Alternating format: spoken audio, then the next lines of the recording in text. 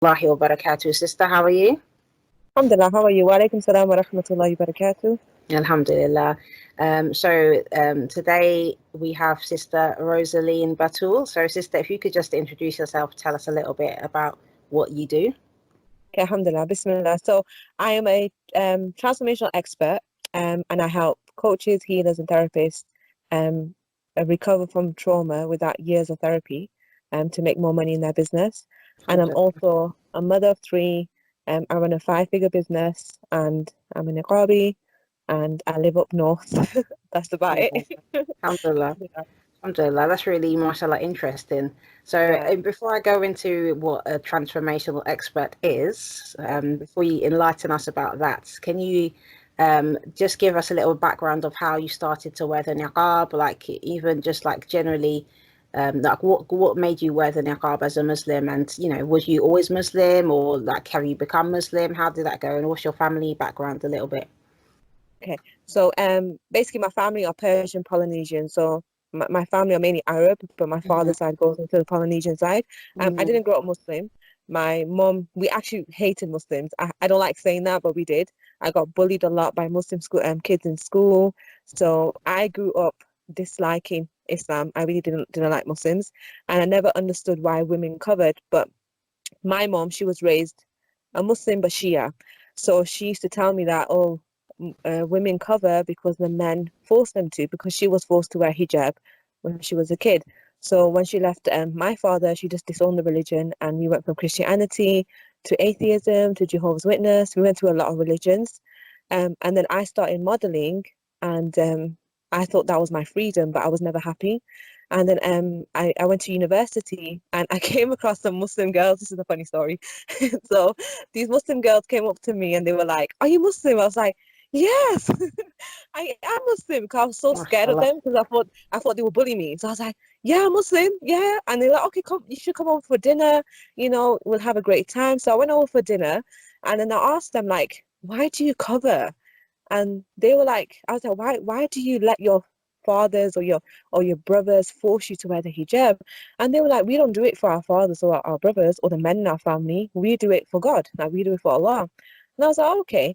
So they pointed me towards the ayah in the Quran, which is I think it was Surah Al-Azab, where the women covered. And when I read the hadith or the tafsir that went with it, and how, like, subhanAllah, this like gives me shivers, like it gives me goosebumps. Like when the women heard that ayah, the first thing they did was rip off their garments and cover their face. And the Prophet ﷺ did not say anything. He did not tell the women how to interpret that ayah. And that for me was liberating. I just sat there like, wallahi, I sat there crying like, oh my God. Like, I remember making dua to Allah, I said, Allah, please forgive me, like, for the way I've been talking about the religion. And then I took my shahada there and then. And it was just like, SubhanAllah. yeah, That's it was really amazing.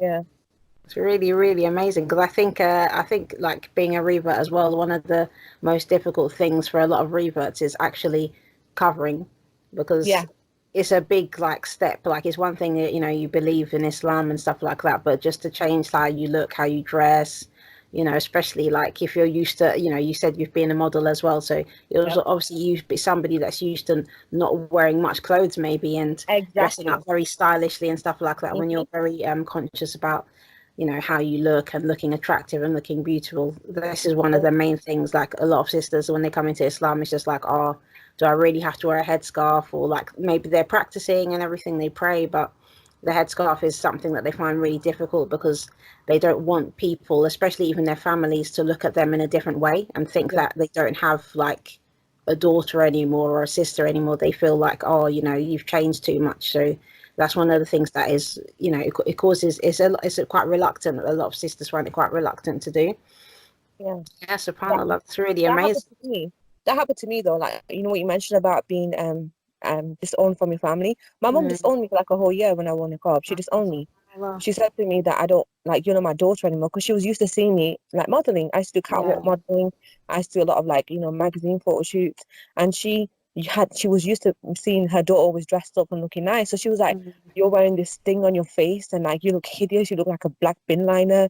And then obviously back then I was so angry because obviously when you come to the deen, you think you're better than everyone, and that's what I thought. Honestly, I thought I was better than my family, which is a wrong attitude to have.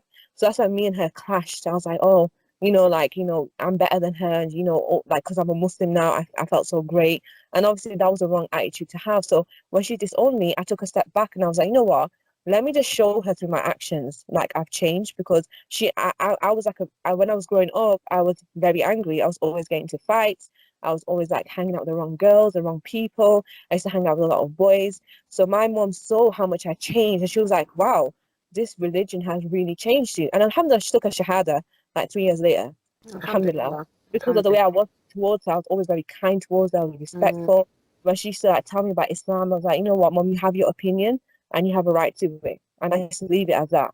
And I used to try and sway her, make and force her to believe. And then she came to her own conclusion just by the way I was acting. Alhamdulillah, guidance comes from Allah, but Alhamdulillah. to get me, it was Yes, it was subhanallah. it's character, is like your character as well. Like obviously because when you're used to like just putting yourself out there and getting validation, which is what you were hinting on, that a lot of girls struggle with that because and I find it's because most of us girls didn't have that father figure in our lives. I didn't have a father figure in my life, so I was constantly seeking validation from other people, and that's why for me personally, when I first wore it, it wasn't hard for me to wear because I was seeking validation from something, and that was my validation that I'm worth it, that I'm worthy of, being judged for my intellect and not for the way I looked. Subhanallah. That's really quite well, it's just a massive leap. Yeah, And I think it really is a massive leap because as I said, like it's just like what you're saying is really the opposite of what a lot of people believe about the niqab.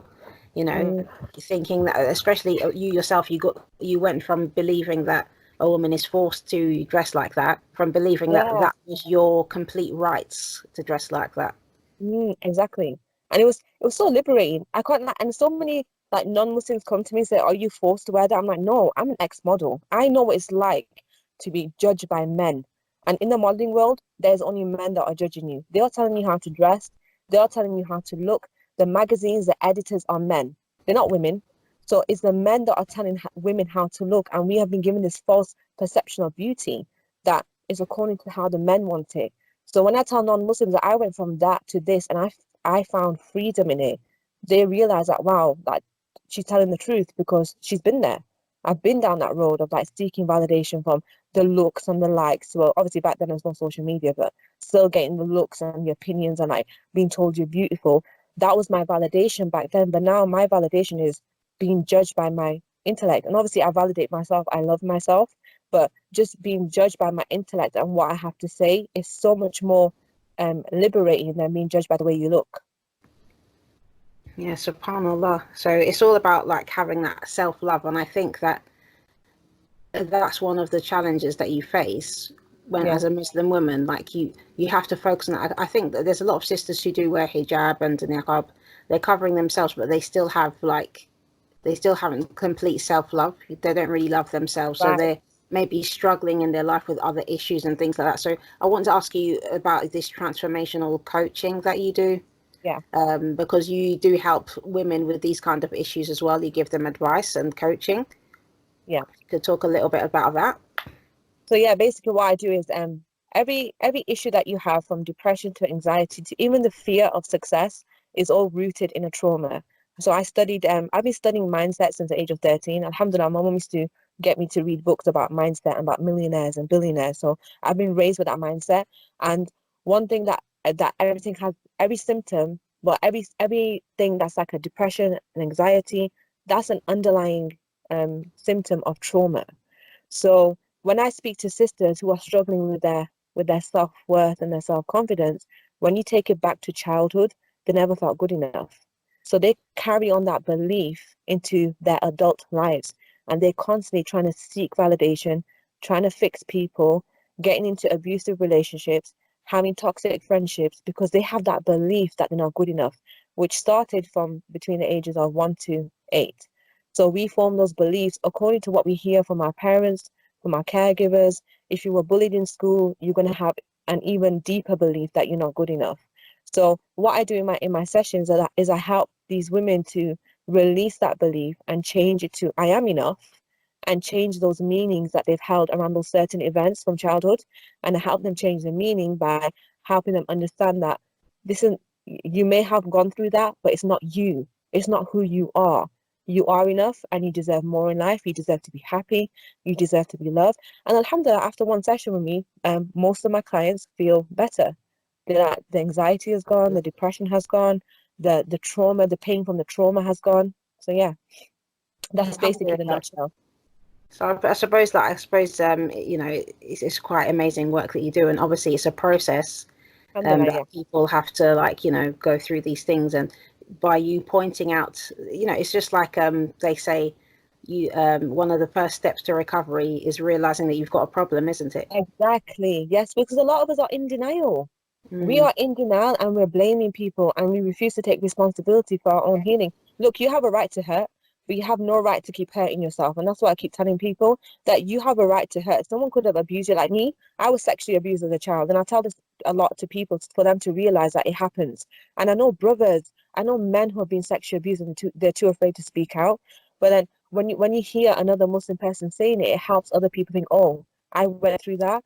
But if you went through something that's like sexual abuse, whether it was bullying, whether it was narcissistic abuse from parents, whether it's toxic behavior, you have a right to hurt, but you have no right to keep hurting yourself in the sense that you start blaming other people, or you start getting triggered by everything, or you stay stuck on medication, or you stay stuck in a vicious cycle of like feeling unhappy and feeling suicidal and committing emotional suicide. Because a lot of us commit emotional suicide. We keep telling ourselves, I'm not good enough.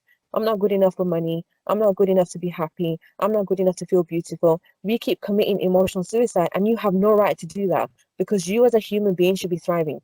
We live in 2019. We live in the era of thriving. We're no longer hunting our food. We're no longer hunting for anything.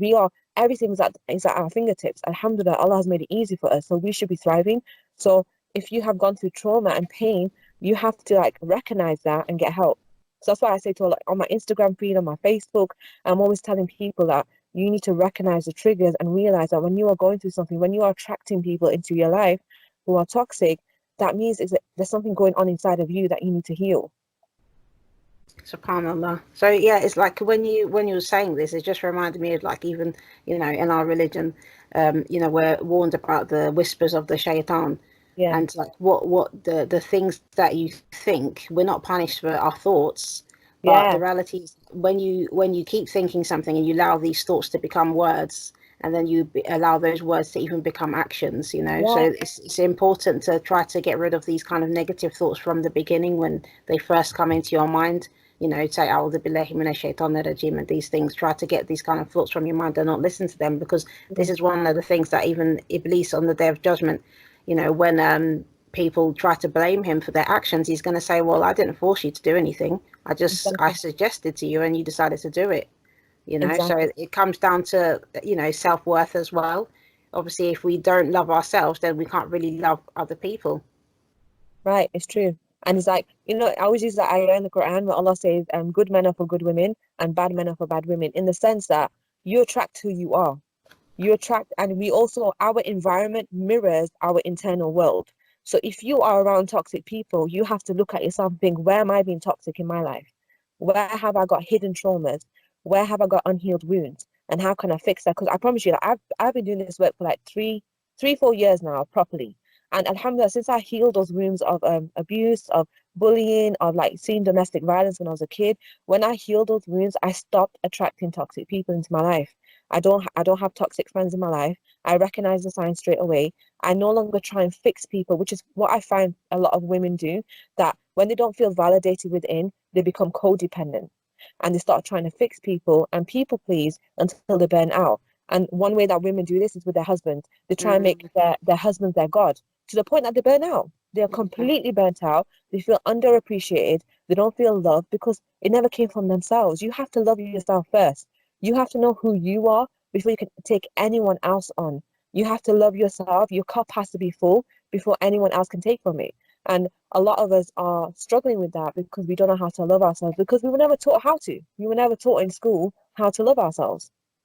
So this is what I try and teach. Yeah, subhanallah. So can I ask you, with regards to obviously wearing the niqab, do you think it's something that's given you more confidence, or do you think that you was able to wear it because you found yourself in a place of having more confidence? Yeah, I honestly believe like the niqab gives me a lot more confidence because I'm unique. Like it makes me feel so unique, and it's my devotion. It's like I'm expressing my devotion to Allah. It's not my barrier between me and the world. It's my expression of spirituality and how I can do some extra ibadah for Allah. Mm. Like I've been Muslim for 10 years now. I wore niqab straight away, but then I was assaulted on a bus, so I was punched in the face on a bus, and then I was because of that it made me remove the niqab. I was like, okay, I don't want that to happen again. I was traumatized by it. But then Mm. alhamdulillah, after a year, I put it back on and I did it with confidence. I was like, you know what, I'm not gonna allow anyone to get in the way between me and Allah because this is me expressing my religion and I feel proud of it. Like I'm a Muslim. I've been through like alhamdulillah, I've had so many bad experiences and just wearing the niqab for me, it makes me feel peaceful. It makes me like it gives me peace. So I don't have to worry about my face. I used to spend 6 hours doing my makeup. Oh, I wow. can't believe that. My hair, I used to have extensions, get fake eyelashes, do my nails.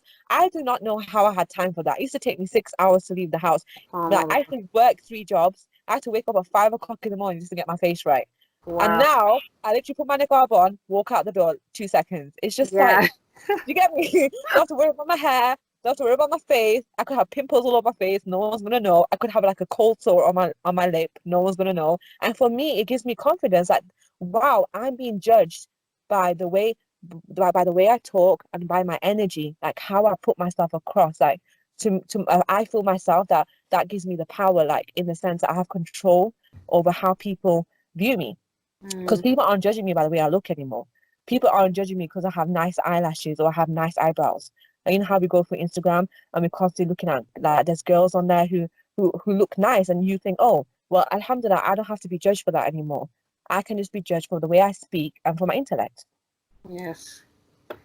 SubhanAllah. Sometimes I think to myself, like, because obviously in society now, and you've been in the fashion industry, you know about Yeah. these things, but I think that women generally, a lot of women, part of the reason why they're unhappy with themselves is because they're always comparing themselves to others and how other Yep. people look and, Yep. what other people have as well. And I think, just wearing hijab in general, when you somebody who wears more clothes, not showing your body and things, kind of things, it helps you to, you stop thinking about the physicality of somebody else and, who's got bigger what and smaller this, Yeah.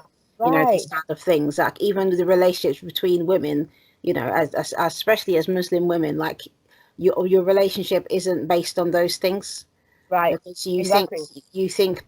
you just your mind is on something else. Like you focus on the relationship with with your friend rather than, oh well, I like her because she's good looking, or Yeah.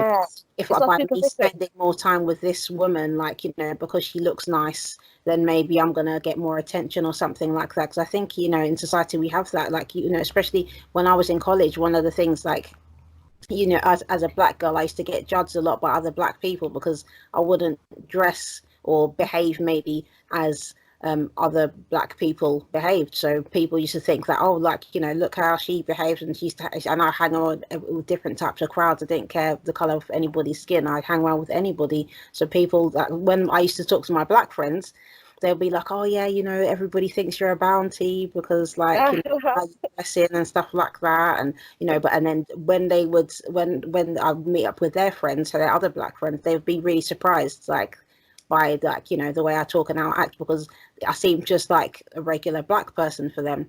But looking at me and how I was dressing, they would interpret it that, oh, like maybe she thinks that she's white, or she's trying to be white or something. So you do get judged a lot by your appearance. Yeah. There's so many ways that you can be judged by your appearance when you're, it's like appearance is part of obviously identity. Yeah. And it doesn't necessarily display like exactly how you think as a person.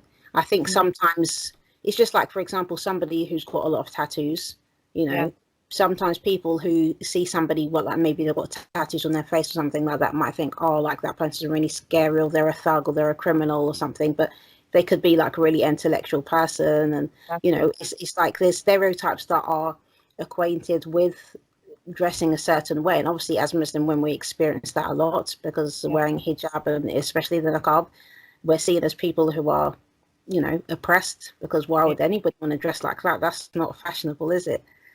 So And another thing so funny that you touched upon, like I remember that someone on my Facebook, she's not a Muslim woman. She was like, why would you want to wear something as hideous as that? I said, you're entitled to your opinion, and this is my opinion about how I want you to judge me. Like, you may think it's hideous, but to me, it's the most beautiful thing. This veil mm, is proving to be like showing to people that I don't care what you think of me. I don't care. I like how you see me. This is my stance to say that you have to judge me by what I say and how I think, and that's it. You can't judge me by how like curvy I am, how beautiful I look. You can't judge me on that way. And this is the issue. This is what's causing so much anxiety and depression in kids. Like there's little girls out that are 5 years old who don't. I remember my son, subhanAllah, when he was 5, he said to me, Mom, I want to be white. And I looked at him and said, Are you um, okay? And he was like, Mom, I want to be white, because at that time he was going to a predominantly white it was like a predominantly white school. He went there for like 2 days a week. And he goes, Mom, I just want to be white. And I was mm, like, wow, like appearance affects kids. And I'm not saying obviously at that age, they are aware of themselves. So can you imagine how kids are feeling when they see other women and they look up to other women and they're feeling like, oh, I don't look like her, so there's something wrong with me. And this is the issue. This is what I talk about in my coaching, that when you are looking at people, you're not thinking, oh wow, she's beautiful. You're thinking she's more beautiful than me. There's yes, something wrong with me. yes, Do you get yeah, me? yeah, Like, definitely. and I'm not saying that it's a woman's fault. It's not. It's not the woman who beautifies herself. It's just an issue that we have all within us, that we feel that we're not good enough and we're not beautiful enough and we're not pretty enough. And it comes from this man-made society of perfectionism, that this is a Mm, perfect woman. You know how to do these face swaps of this is what the perfect woman is, like Angelina Jolie and Kendall Jenner. They put them together and they go, this is a perfect woman. She has a perfect ratio. Like this is what men come up with. This is not subhanallah. normal. It's not real. It's not real life. Who does that? Who sits there and analyzes people's faces? And this is causes massive depression and anxiety in kids. Like kids want to commit suicide because they don't look like Kendall Jenner. This is like a real life. It's like a real life crisis that's going on with kids. And I speak to young girls all the time. They're like, "Oh, I don't feel good enough to wear the hijab. I don't feel pretty enough." Because they're looking at an image that was man-made. Even the models get photoshopped. They don't even look like that Yeah, on the subhanallah. It's magazine. like everything is fake now. Yeah, it's Everything's so fake. superficial. And when you see the celebrities in real life, you're like, I saw Hugh Hefner in Winter Wonderland in London, and like I saw him, and he was just wrinkled up. Like Mm, he looked like he was literally wrinkled up, and he looked nothing like how he looks on the screen. I was just looking at him like, wow, he looks nothing to what in real life. I would not know that's Hugh Hefner because someone pointed it out to me. I was like, oh, that is Hugh Hefner, because he just looked completely different. So we have to realize that everything is photoshopped. Nothing is real. Whatever you see on that screen is not real. Those women don't even look like that. They have to go through surgery. They have to go through hours of tanning, airbrushing, all this stuff just to look like that. And who has time for that? subhanallah, it's like you know, in the society. I mean, obviously you're doing the, you know, transformational coaching, so people, it shows that how people are so fixated on looks instead of like their personalities. Like Yeah, people worry more about their, you know, the outer appearance than the personality. right. You know, and we should spend more time trying to beautify our personalities, you know, Exactly, because it our comes from the relationships with religions. others, rather than, Yeah, you know, just how you look on the outside. But people are still doing that. And, you know, you think, especially with all the self-help and, like, you know, gurus and stuff like that, they're out there. There's so many people, they still, you know, they'll say, oh, mashallah, and yes, and like people enjoy listening to, you know, these kind of encouraging talks and, you know, inspirational like quotes and things, but people are still not really applying it properly. right, exactly. Because they're still looking at the looks, they're still looking at the superficial aspect of it. And alhamdulillah, I'm going to be doing a podcast with Ruby Fremont, and she's a non-Muslim, but she Mm, wants me to speak about my spiritual journey. She's like, what you're doing in the coaching world is not being seen before, because I went niqab and I make mm, 5 figures in my business, and I'm very unapologetic about who I am. I'm very outspoken. I speak about things that people don't want to speak about. I speak about taboo, like divorce, abuse, all these things. And she was like, that in the coaching space is like, reconsider that as a thought leader, that you are breaking, that this is cultural stuff. In Islam, we speak about these things. we speak like the Prophet ﷺ was never shy to speak the truth because Allah's not shy to speak the truth. So like for me, the niqab has never hindered me from doing anything. It's just the way that you perceive it. And if you, just like you said about personality, your personality shines more when you wear the niqab. Like that's the only thing you can judge. Technically, that's your identity. Because Islam, when there's an ayah in the Quran where Allah says the Prophet ﷺ was sent to perfect the manners, your character is so important. Like when you have good character, it shines, it shows. And like, what better way to show your character than when you wear the hijab, when you wear the niqab, it helps people only judge you by your character. Because Yeah. what else can they look at? Because we're so used to looking at people and thinking, oh, she's beautiful, so let me go and speak to her, or let me go follow her, or let me go like her photo just because she's beautiful. Yeah, subhanallah. So it's more about the content than anything else. Your Yeah, like personality, not how you look.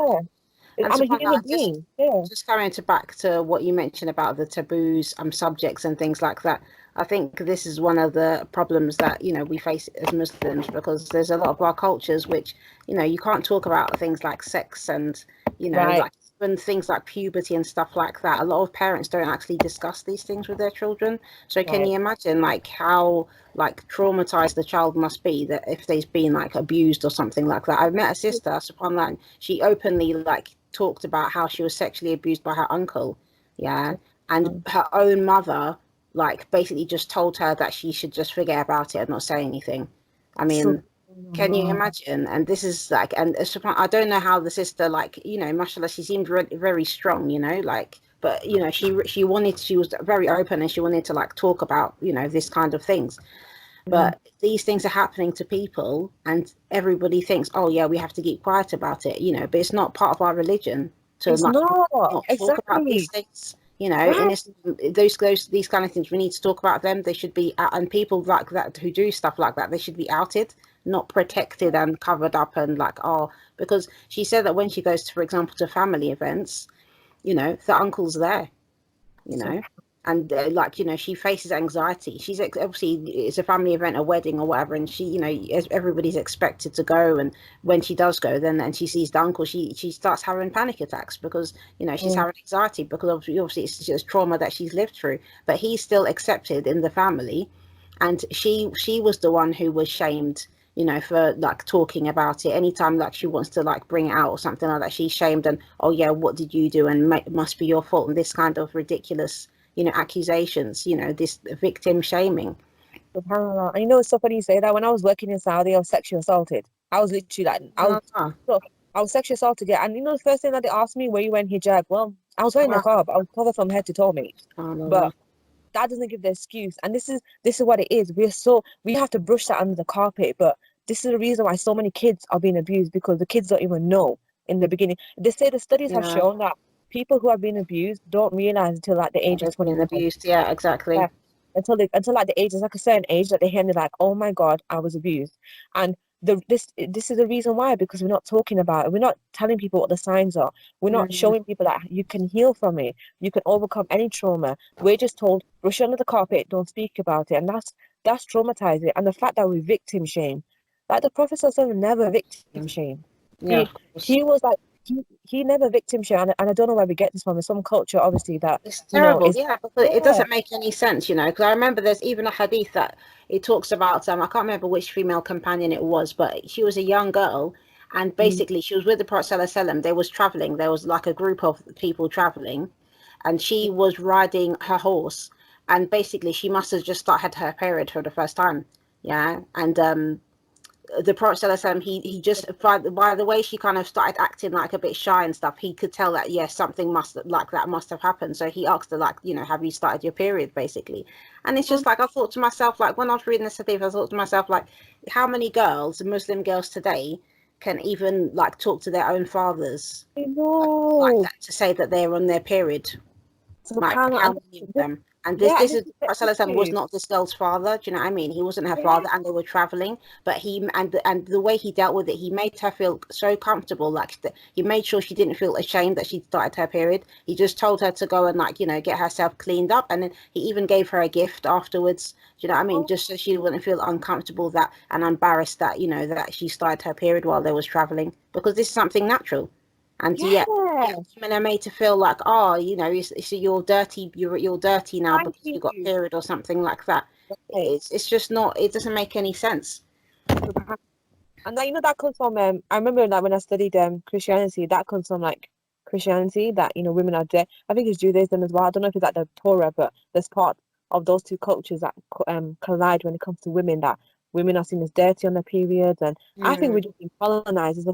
There's a colonization that we've all gone through where we've completely like turned, like we've detached ourselves from the deen and we've implemented culture. Other things, yes, definitely. Yeah, other things, like other cultures. It's not even from our culture. As Muslims, that we have a culture, we have the Sunnah. It's not even Mm. from there. Like, just like what you said about the Prophet ﷺ, how open he was and how, compassionate. There's no compassion anymore. Yeah. We have no compassion for each other. Like if someone came like to an imam saying I was sexually abused, there's no compassion there. It's just Mm. like, well, were you really, what were you doing? How did you, like, it's always like the victim is always asked, like, what did you do? But the victim is already feeling ashamed. Like, so many people, subhanAllah, the victims I've worked with severe sexual abuse cases, and the victims always think it's their fault. The victims always say that I was a bad person. I'm the one who did this to myself. It's my fault. Maybe because I looked too pretty. Maybe because my hair was out. But one girl, I remember she said to me that my hair was red, and that's the reason why I was sexually abused. I was like, SubhanAllah. she refused to cut her hair. And after a session with me, she had a haircut after 19 years of this is like, subhanAllah, she hated herself that much because she was shamed into believing that it was her fault. That it was her fault. That's the reason why she was abused. And it's so Mm. sad. It's so sad to hear it. SubhanAllah.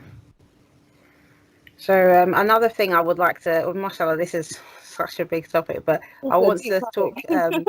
Yeah, it is. SubhanAllah. I think we need. I think we need an interview Part just two. literally on this subject. But Yeah. yeah, yeah, because it's just it's massive basically. But what I want to ask you about now, basically, just to talk about a little bit feminism and Yeah. hijab, because I think that well, I'm definitely not a feminist. Okay. Yeah, man. And people keep accusing me of being a I know feminist. that as well, but it's just I think obviously being a Muslim woman generally, people have a association with Islam that they believe it's a misogynistic religion, and it's against women, and this is not entirely, you know, it's not entirely or what can I say? It's not non-Muslims' fault that they have this kind of perception. When you look at certain Muslim cultures, and they do treat women bad, you Yeah. know, they do oppress women, but it's not from the religion itself, it's from the cultures or associated cultures. So there's a misconception that, you know, because you're covering, or we're covering because of the men, which, you know, this is one of the things that I think when you're giving dawah to people, it's one of the mistakes that sometimes people have made in the past, that, oh, yeah, no, we're covering because, you know, to protect ourselves from men and these kind of things. But it's like you've already mentioned earlier that he was even sexually abused with wearing niqab Yeah, in Saudi Arabia. So exactly. it's not about what you're covering, how you're dressed. No, Because even if you are covered from head to foot, if a man wants to sexually abuse you, he's going to do it thank you, because because it's he's a in a disease hump, in his heart.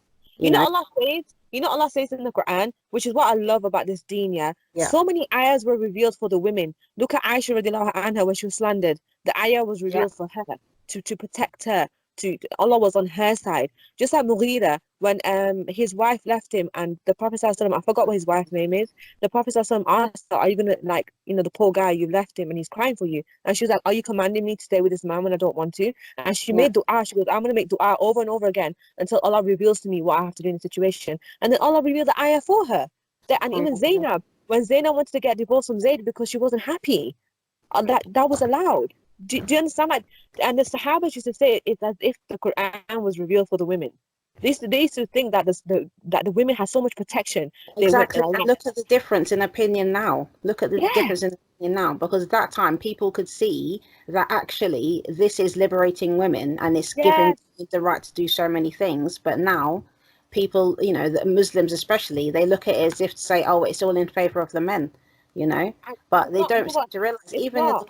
Quran, when Allah talks about the woman covering, first Allah tells the man to lower his gaze. So Right. Thank you. even if a woman is walking down the street naked, the man shouldn't be looking.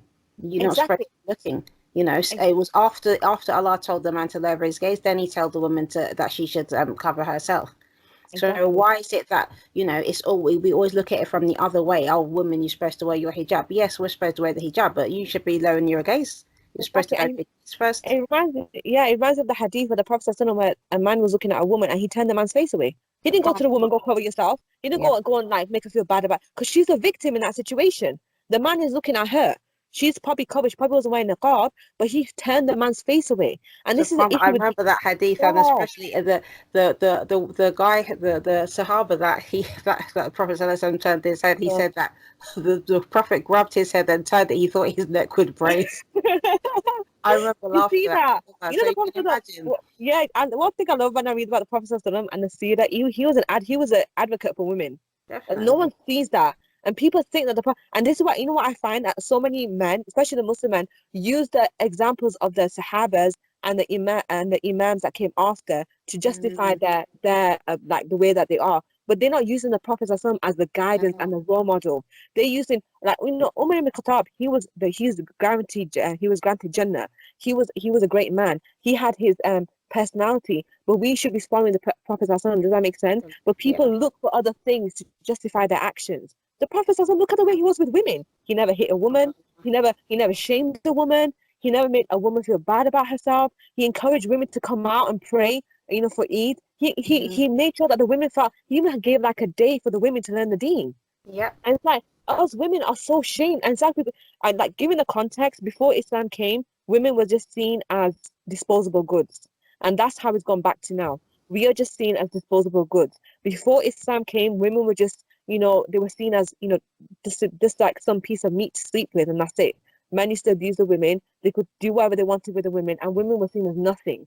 And this is what we're going back to now. And it's because of the culture.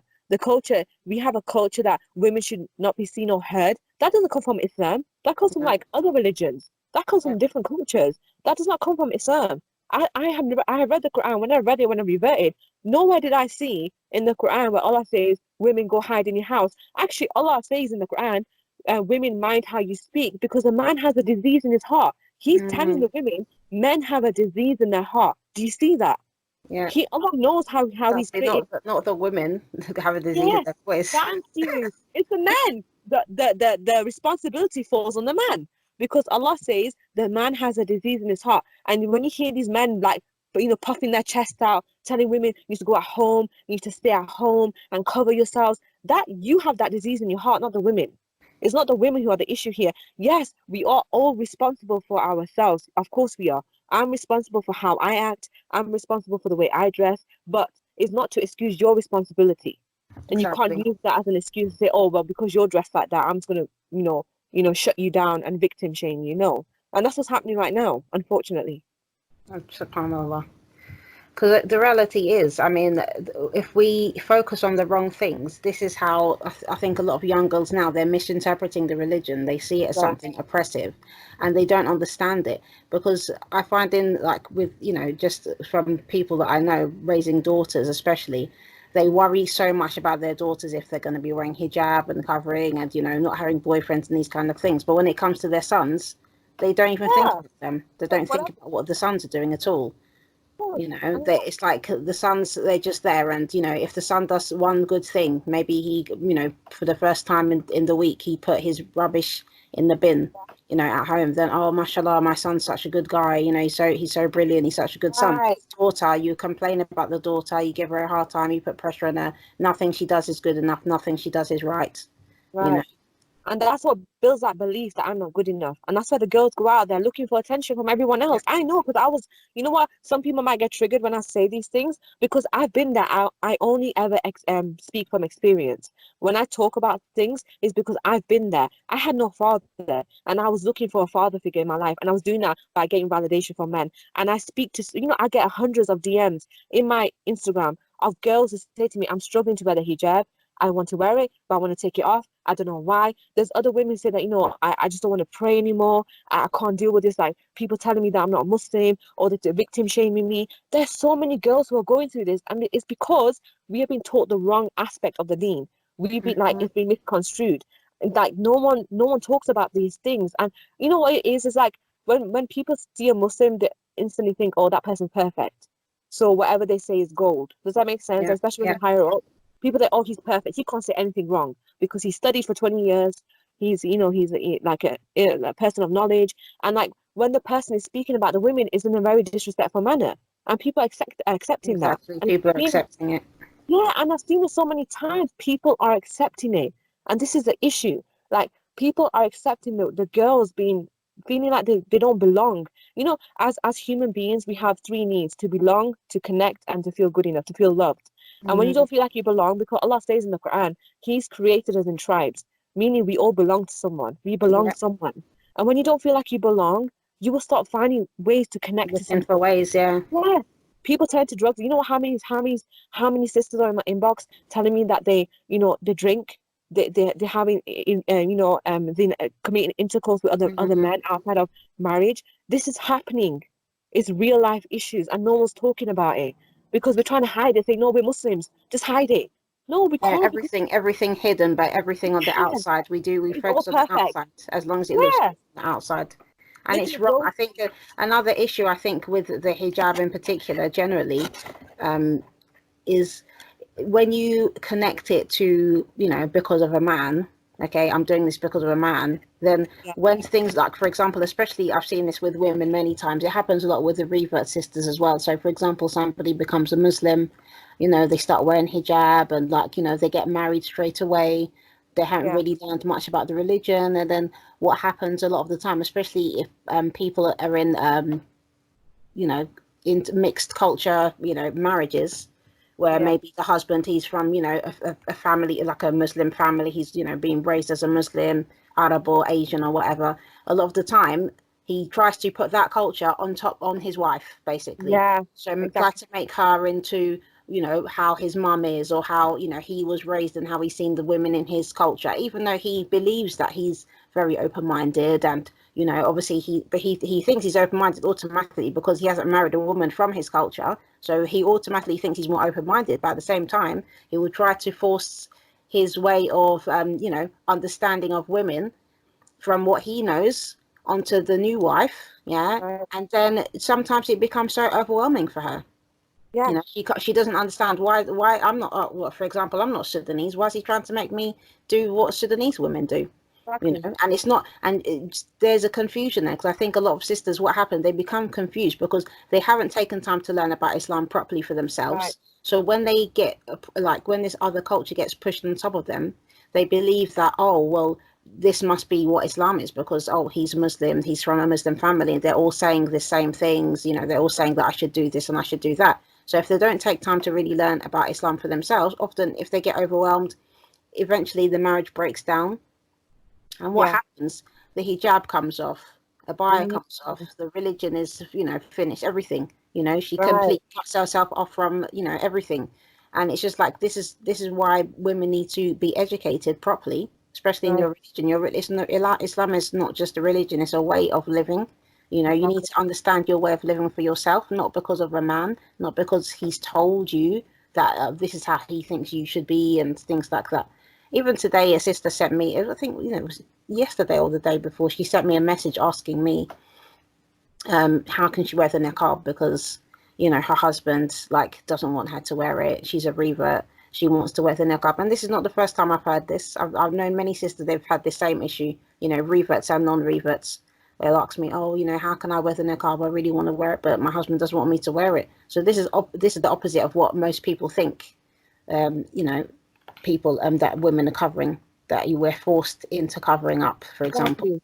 And I remember when I was at university, it was so funny. I remember I used to go to the shop and the guy goes, "Oh, why have you covered your face? Like, does your dad force you to do that?" So first of all, I ain't got a dad. I don't know where he is. Mm, Secondly, I live on campus. So I don't even live with my family. I'm living on campus. I live on the student halls and I'm in the niqab. And he had nothing to say. I said, no one forced me to do this. It was my choice. And after that day, he was so nice to me. But even me, for myself, when I got divorced, alhamdulillah, because I had this firm belief in like, this is my freedom. Alhamdulillah, I didn't take the niqab off or the hijab off. It just made me more alhamdulillah. firm in my being. But I do know like there are cases where sisters have like taken the hijab off, and this is why I always say, don't get married because you want someone to love you. Don't Exactly. get married because you say I want to be in love and I want the man to love me. Find yourself first. Like, honestly, there's sisters who say to me, I just want to get married because I want someone to love me. Well, that's a recipe for disaster, first of all, Mm, because no one can ever love you the way you love yourself and the way that Allah loves you. Because Allah always says, there's a hadith that when you know yourself, you know Allah. So mm, you have to be rooted to yourself, and you have to love yourself. And I mean deeply love yourself and know yourself so well that no one can tell you or dictate to you how to live your life. You make that choice according to what pleases Allah. And this is what happens. So many sisters make their husbands their God. They're waiting for his permission to do something. And this is not from the deen. It's not from the deen. Like, exactly. look at Asiya. She could have stayed with Fir'aun, but she chose not to. And he had a kingdom. He was rich. She could have chosen to stay with him for the sake of like just being comfortable, but she chose not to. And this is what happens with a lot of women. They choose, okay, let me just stick with what he's saying and not use my own akal. Like Allah says, verify Yeah, the facts. Verify the facts in case you make a judgment out of ignorance. You have to verify the facts. You have to learn your deen. You have to also seek knowledge and not just put that on your husband. That's also your obligation as a woman. You definitely. have to know. You have to know Allah. You have to know who your Lord is. You have to know who you're praying to. Like, you're not praying to your husband. You're not praying to make your husband happy. You are praying to make Allah happy, to give Allah his rights, because Allah has rights over you. And this is a misconception that so many women have, because again, we've been indoctrinated, we've been colonized, the Christian mentality, because obviously I think it's Catholicism that don't believe in divorce. They believe that women should be like, serving the husband. I remember when I was in the church, I remember someone said that um the woman that women should be beaten if they don't obey their husbands. I remember that in the Oh my church. God. Yeah, women should be beaten. Like, a woman should be beaten for not obeying her husband. This comes from Christianity. It doesn't come from Deen. It does not come from Islam. And even when it comes to like disciplining the wife or giving her some kind of advice, there's a system to it. Do you get me? But Mm. not many women know this. Not many women know their rights because they just go blindly into a marriage thinking that the man's going to fix their whole life. And that doesn't happen, unfortunately. Like, that would be amazing if a man could come and fix your life, but they can't. A man can't fix your Exactly. life if you don't Because know yourself. and ignorance is oppression. People don't realize, but ignorance is oppression. So if you Right, don't educate yourself and give yourself, find yourself, with some knowledge that you can act upon yourself, then you're going right, to end up in the wrong position. And I right, find this with a lot of sisters. When it comes to learning the deen, oh, I don't need to come to the mosque. My husband will tell me. He goes to lectures and he's got a lot of knowledge. right, So when people say that, I just think like, so like, do you feel comfortable saying, how can you feel comfortable saying that, oh, my husband's got so much Islamic knowledge? I right. mean, what does that, how does that help you? Because for Thank a you. fact, the men, they don't really teach their families about Islam. They should, but they don't Right, really teach them about Islam. They're going to just tell their families what is going to be comfortable for them, that's right, going to suit them and going to be an advantage to them, you know. right. How many people are honest enough to go home and talk about, and for example, how many men would go home and say, do you know what, wife or children, if you see me doing such and such, then please tell me so I can correct myself. How many men do Exactly. that? How Not many many. parents do that? Not many. This is they you wouldn't. So it's important to learn these things for yourself, because the reality, I've heard from a sister even a few weeks ago. She said, oh, the men, when they go to the masjid, they're only taught basically like about the men's like rights, and like from the man's side. So when they come home, then apparently she said basically her husband, when he came home, because she's prone to get angry sometimes. Okay, so Mm. she said she can be a bit short-tempered, and the husband told her that, oh, because yeah, she's gonna be that she's gonna go to hell. Just to Allahu Akbar. myself, like, Who are you to make that how judgment? could you You are how could you come home from the masjid what? and just tell your wife that she's gonna go to hell? Astaghfirullah. It's like, I just What? like, I don't want to laugh about these things, but Not the funny. I women know, but get you told can't these help things it. all the time. Yeah. And can you imagine if you're a woman and you're like, especially if you're, working at home, yeah, your husband goes out and, he provides for you and these kind of things, what does that do to your self-worth as a person? It You know, lowers you. and then the same sister, she said to me, this is why, the young girls now, they don't want to marry men from their culture. They want to find English men to get married to. And Right. that isn't a good reason to want to marry somebody that's English. Exactly. you know, It shouldn't. I mean, It shouldn't be. It's so true, and it's like it should be about compatibility and about how you, like, I always say that when you are a whole woman, when you've healed yourself, you will attract a whole man. You will attract a man who's whole. Doesn't matter what culture he comes from, because it's all you. You know what the religion is, a religion of responsibility and looking at yourself. 'Cause Allah says He will not change the condition of people until you change what's within yourself. So it all goes back to you. What are you doing to, be in a situation? And if you're ignorant enough to say that, oh, my husband's going to take me to Jannah, no, because you have to take yourself to Jannah as well. You have to pray the salah. Your husband can't do it for you. And I remember like hearing about parents making salah for their kids. You can't do that. Your kids have to pray the salah themselves. Yeah. You can't be doing, like, everyone has to take themselves to Jannah. You have to put in the effort. So like, I know there's so many sisters out there who are probably listening to this thinking, oh, that's me. But there's a way out. You can go to the masjid and learn your deen and start, like, listening to lectures, being around women who understand the religion and are able to give you that compassion and that mercy. And I find that women need to be around women. We need to like form groups of women where we can openly spaces so that we can speak like judgment free. Because when you're around a man, obviously it's different. When you're trying to ask a question about knowledge about the deen, it's very difficult because obviously the men don't understand. But when you're around women who understand and they give you like a space to speak and a space to express yourself, that's how women heal. When women can express themselves. And when you're stifling yourself all the time and suppressing yourself and telling yourself that you're a bad wife, you're a bad mother, you're bad and you're going to Jahannam, like, oh my God, like, subhanAllah, like, I remember hearing this. I remember being told this all the time when I was married, being told I'm going to Jahannam because I'm a woman. That comes from Christianity. Yes, there's hadith about it, but this comes from SubhanAllah. Christianity. I promise you, this comes from Christianity because I've lived the religion. I've been in that religion. And that comes from women are seen as the devil. Actually, in Christianity, they're told that we get periods as a punishment for making Yeah, Adam for eat the the apple. flood. Yeah, the apple. Right. Yeah. So we have this Christian mentality and we don't even realize it. And then when you speak out against it, you're takfired, you call the Khawarij, you call this, you're off the deen, and this is not. It's not. It's because it's a culture of victimizing the woman and demonizing the woman. This is what happens when women speak out. Women are demonized. They're told that you're too much. But look at Khadija radiallahu anha. Look at Aisha radiallahu anha. She was a scholar. I guess I'm inspired by the Sahabiyats because they were scholars. They were working. They were out in the society in war. They were out in the battlefield. Like, women were doing things, and we don't realize this. We don't know our deen. We don't And know the the thing is, seerah. as well, even the men from those times, they didn't have any problem with going to Thank you. those women to seek knowledge. It Subhan. wasn't something. It Thank wasn't you. something that was seen as beneath them or shameful to them or Right. anything. Oh, so I'm getting passionate. Yeah, I'm so sorry, but seriously, like, I've lived it. I've seen both sides of the spectrum, and I speak from experience. This deen came to liberate the women. I promise you, whoever's listening to this, the deen came to liberate you. It came to give you your freedom, to give you your rights, and you should grab it with both hands because this is an opportunity for you to get your freedom back. Like, just like you were saying, the men were not even shy to go to the women for help or for knowledge. That is deep. I don't know if anyone's seen that's really deep. That's like, that's inspiring and enlightening that we as women have a place in society because we're raising the next generation. And if you're raising it from a place of I'm not good enough and I'm a bad person, your kids are going to feel the same way. And you're going to raise the next generation of broken children, traumatized children, children who don't know themselves because their parents were not mentally well. They're not spiritually well.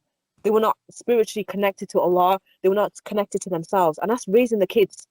That's what's raising the kids, broken mentalities. Yeah, definitely. And I think as well, especially for a lot of women, there's this, misconception. I mean, I know a lot of sisters who are highly educated and they work at home. They're looking after the family, they're looking after, the house and everything.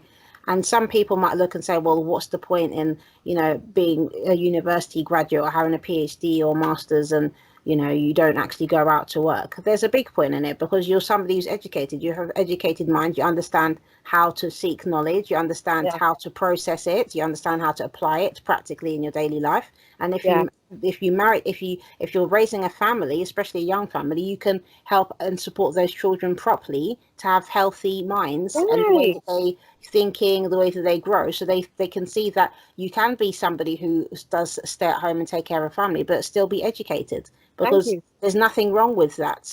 And Yeah, still after that, once your family is old enough to take care of themselves, then you can still go out and work outside and get a job outside if necessary. Do you know what I mean? If exactly. that's what you want to do, rather than doing it the Western way, which is, oh, let me go to university and then work Right. amount of years, and then by the time I'm, almost going to be menopausal, then let me try to find a husband now, or let me try to have some kids now.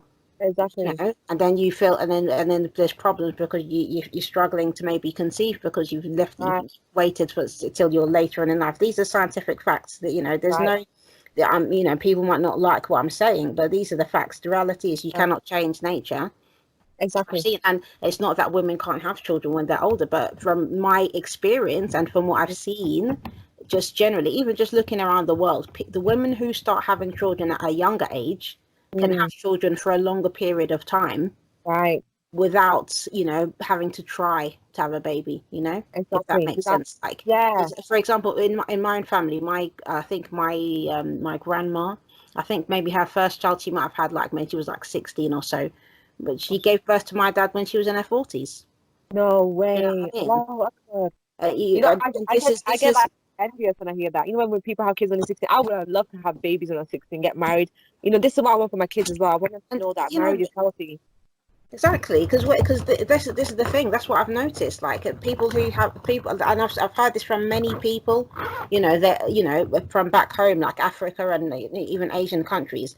They've given birth to many children over a Right. period of years, and they started out early, but then even in their 40s they didn't have problem conceiving. It wasn't that they was even trying to conceive, but they conceived Exactly. naturally, and the children were born healthily, do you know what I mean, without having Right. a whole issue of health problems, these kind of things. So it's something that it's quite normal. So Yeah. women shouldn't be discouraged as to seeking education but as also having a family, because you can do Yeah, both. you you can, know of course. the You know, correct I was, You can do ex- both. It's about balance. I know you yeah, technically you can't have who says, people say you can't have everything in life, but with the right balance, and taking things in its time, you can be able to achieve those things. There's no reason why you can't do that.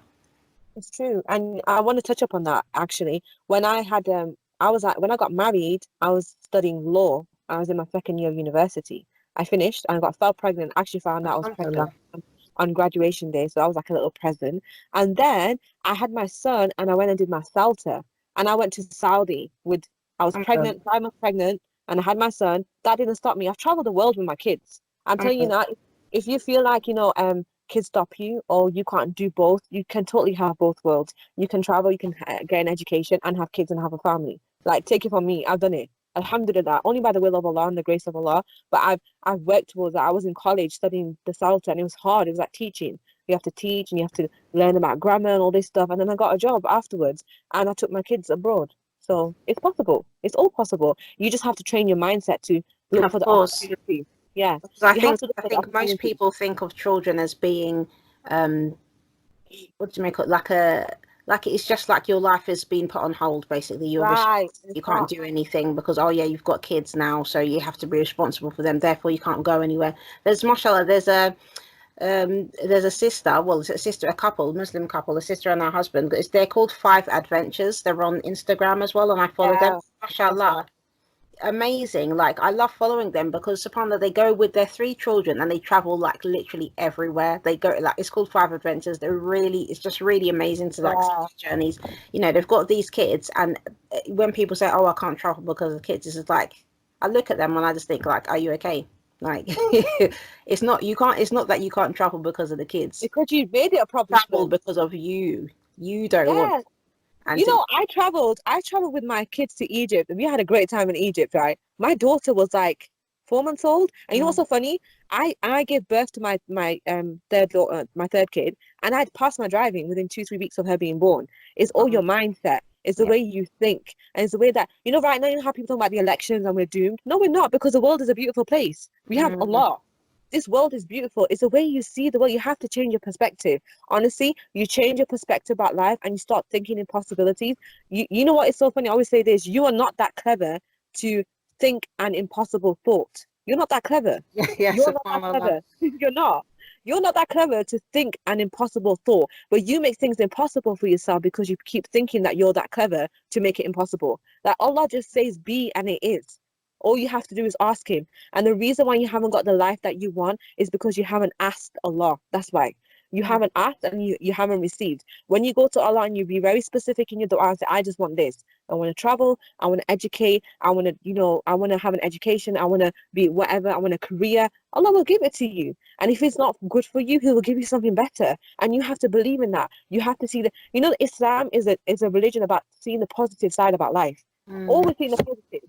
Like even Allah says in the Quran, verily with hardship comes ease, meaning that you're not supposed to be stuck in hardship because there's two eases with every hardship. Exactly. Meaning you go through it and you come out of it. You come out of the hardship better than ever. So if you're stuck right now, you're choosing to be stuck. That's your choice. You're making that a choice and you're making it impossible for yourself because you're choosing to see the bad rather than the good. SubhanAllah. So our last question you've mentioned. Alhamdulillah.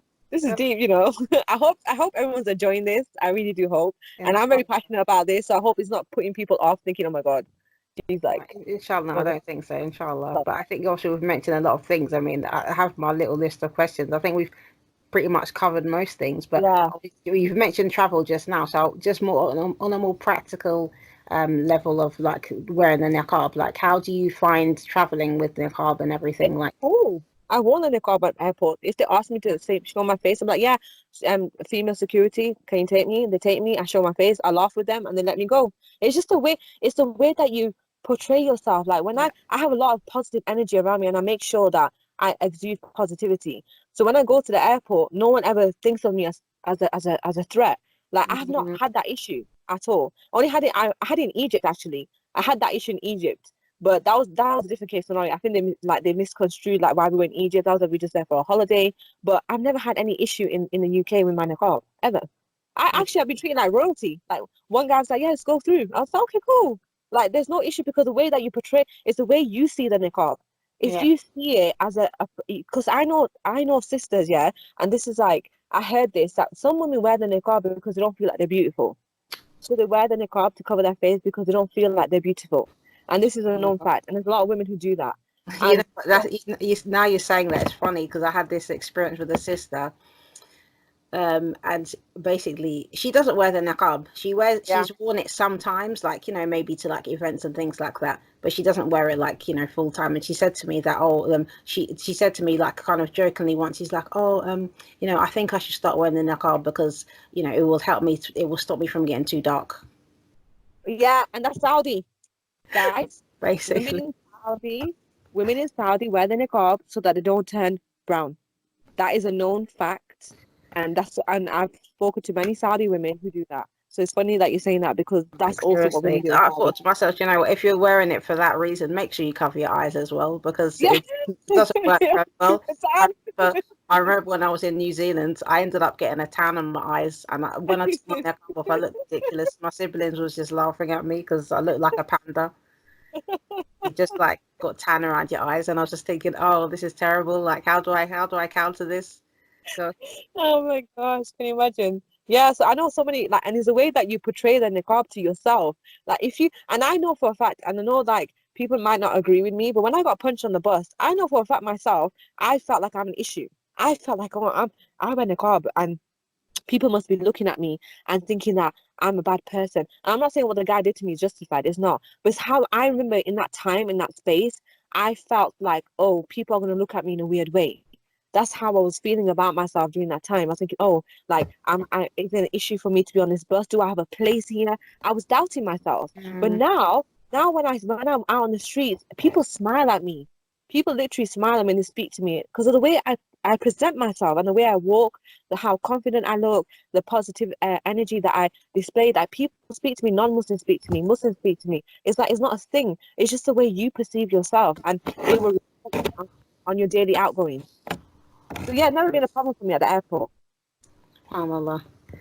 So just to wrap this up now, because we've just gone past an hour.